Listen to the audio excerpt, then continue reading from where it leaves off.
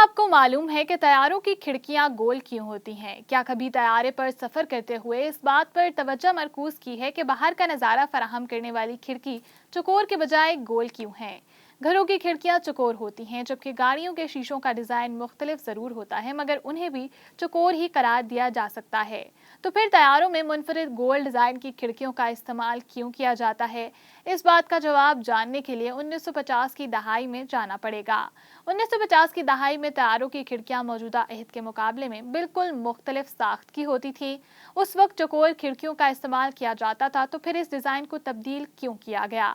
इसकी वजह बहुत अहम है और बुनियादी तौर पर यह डिज़ाइन आपके सफ़र को महफूज बनाता है।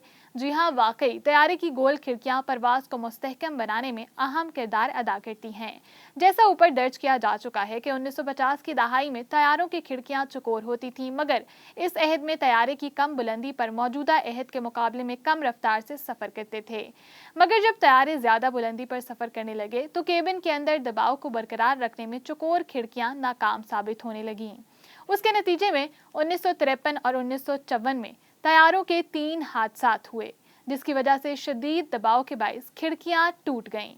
और इसी हादसात के बाइस इन्हीं हादसात को मद्देनजर रखकर तैयारों की खिड़कियों के डिज़ाइन को तब्दील किया गया और उन्हें गोल शक्ल में इस्तेमाल किया जाने लगा।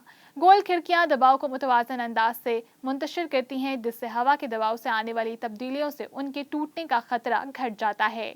खिड़कियों को हवा के दबाव से ज़्यादा महफूज रखने के लिए उनके निचले हिस्से में एक नन्हा सुराख भी किया जाता है और उन जो नन्हे सुराख होते हैं उन सुराखों को ब्लीड होल्स कहा जाता है।